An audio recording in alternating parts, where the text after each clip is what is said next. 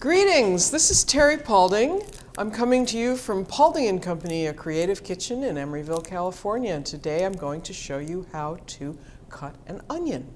This is your standard yellow onion, but what I'm going to show you will work for white onions, it'll work for shallots, which are just sort of in miniature, any onion that you find, red onions, whatever. So the first thing I want to talk about is the anatomy of an onion. It has, of course, a root end that was in the ground and a stem end that was coming up and eventually would form a flower and seeds and reproduce. But the whole onion is attached to this root. So for cutting an onion is the most important part. If it has a lot of extra loose skin on it, these onions are dried, of course, then you want to take the extra off just to make it easier to handle. So here we have our onion. We've got the root, the stem end is cut off, and you have a flat surface, which is really important. When I'm cutting, I like to have a flat surface, because if you try to cut this in half now and you're putting it on the round, you're endangering cutting yourself. It's also important to hold your knife properly. You want to have a finger and thumb on the blade in front of the handle and then the 3 fingers underneath. And this is a chef's knife. It has a bolster, which means when you cut with it, you're not wrapping your knuckles on the table. A sharp knife is always better than a dull one, and especially for cutting onions, because the reason you cry when you're cutting an onion is that instead of cleanly slicing through, you're mashing the cell walls and the volatile chemicals. Actually, I've seen this on photography, on very slow-mo photography. It just comes up and all these little droplets are coming up and hitting you in the eye, and that's why you're crying. So you have your root still attached, you have your stem off, you can then cut your onion in half, right through the middle. And that leaves every bit of the onion attached to the root.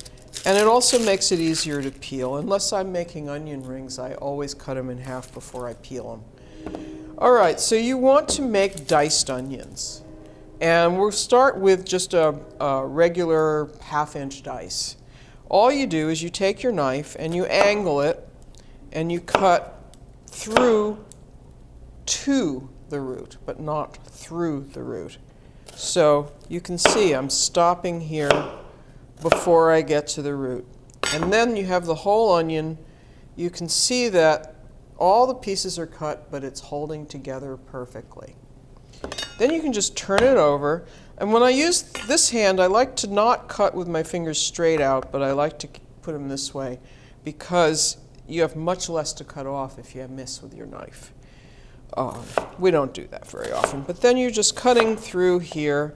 And when you get down to the end, okay, I don't have anything to hold on to here, so flip it down and make one cut this way, and then you can flip it back, and now you have a surface to hold, and you can make that last cut. So here we have diced onion.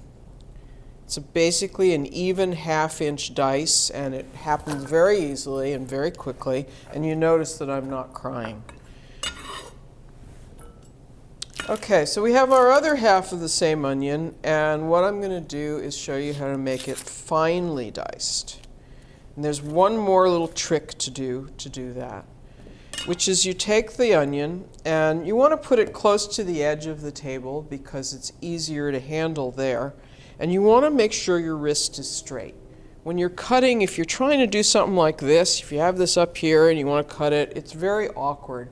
It's much easier if you're conscious of your posture and move your body so that you can keep your wrist straight, or move the product so you can keep your wrist straight. So you find the angle you feel comfortable working at, and then you just make cuts parallel to the board. A few cuts through the onion. Depends on how big. It depends on how big or small you want the dice, how far apart your cuts are. And then you can just turn it around and do what we talked about with the first half onion, but a little closer together. So for this one, I'm going for about oh, I don't know, 1/8 of an inch dice.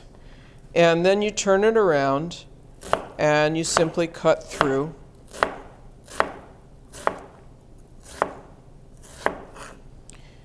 And there you have neatly diced onions. And you can see right here that they're much smaller than the others. And here's, I'll give you a little example of how different they look. This is coarsely diced, about 1/2 inch. This is finely diced, closer to 1/8 of an inch. And you would use those for different things. If you want the onions in a sauce and nice and neat, you might want to make them smaller. If you're putting them in a soup, you might want to make them bigger. So, the other thing you're wondering is about just slicing them. Slicing an onion for a stir fry. And I have another 1/2 onion here that I'm going to show you. And the technique for that is extremely easy. You could, of course, slice across and make rounds that way, but the easiest way to do it is to simply angle your knife, cut through just the same way we were doing for the finely diced onion, all the way up to but not through the root, and then you have everything holding together. Turn it around the other way and cut the whole root off, and then you have a nice sliced onion that's ready to go in a stir fry. So there's 3 different ways to cut an onion.